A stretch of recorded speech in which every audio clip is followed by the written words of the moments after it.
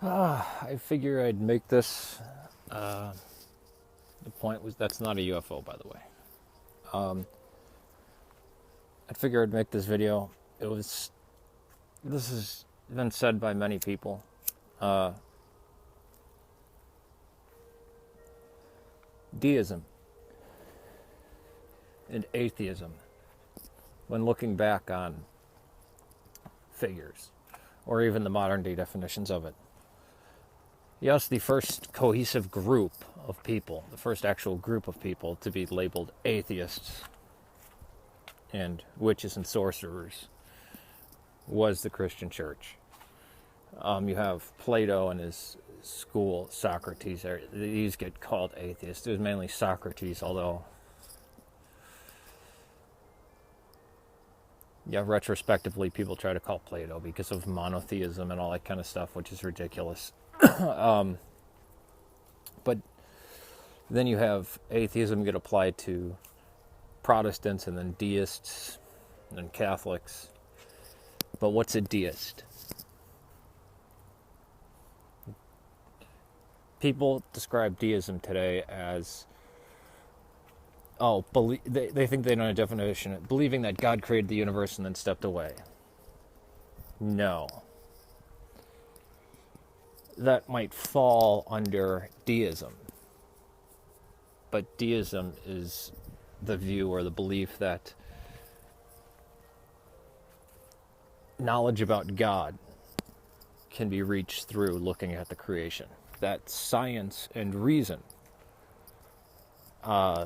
display God.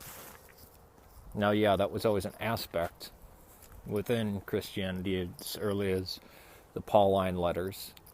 But there was a divorce because it's not Gnosticism in the modern day anachronistic term or anachronistic terminology, but God is not the creation. The creation has evil in it. Deists still believed in God, quote unquote, intervening. Some of them did, but that was only through people guiding themselves to areas where natural events already would happen. Deists were called atheists by the Christians. Atheist up until very recently was something that was a title that was put on people. Penn Jillette said Galton, Darwin's bulldog, cowardly took the term agnostic. No, he didn't. He created agnosticism, or the term agnostic, or popularized it at least, because atheism really meant nothing. It's like calling someone a heretic or a pagan.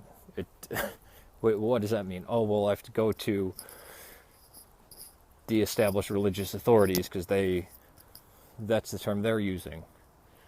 It's kind of like somebody who says, well, Talib means student and Taliban means the student, so the student union's now going to take the name Taliban and then be offended when, people associate it with the group in Afghanistan and Pakistan.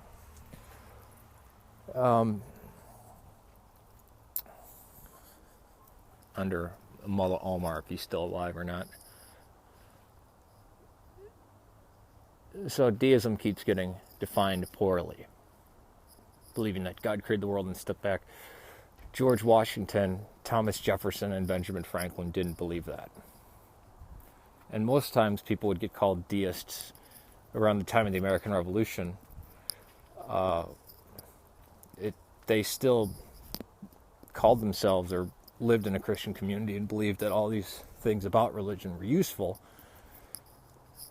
or destructive, different ideas about that, but it was basically a Christian background where the emphasis on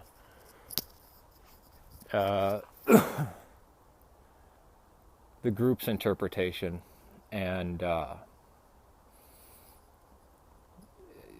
having to take the very Protestant view of scriptures went down as technology revealed more, and so you adopted more of we can see God, God unravels himself, or we can unveil the existence of God through science and technology and reason. And there were different levels of this. Swedenborgianism was considered a form of deism for a while. Johnny Appleseed, that guy, was considered a deist by many. So until, Thomas Jefferson was a deist. Well, then why did he write in the year of our Lord Christ and then the date instead of just the year of our Lord or AD? And a lot of the quotes by Franklin, that's what I was disappointed about by Religulous. I love that documentary, but a lot of their quotes were non-quotes or edited to say something that they didn't say or taken wholly out of context. Like churches being more useful than lighthouses. Read the entirety of what was said. I think that was by Adams, not Franklin. I forget which one it was, but it actually is conveying something completely different. But yeah, deism. Believing that God created the universe and then just stepped back. That's one conclusion of the spectrum of being a deist. That can be one conclusion of it. But it's actually not an apt description for what a deist is. All right, peace to you.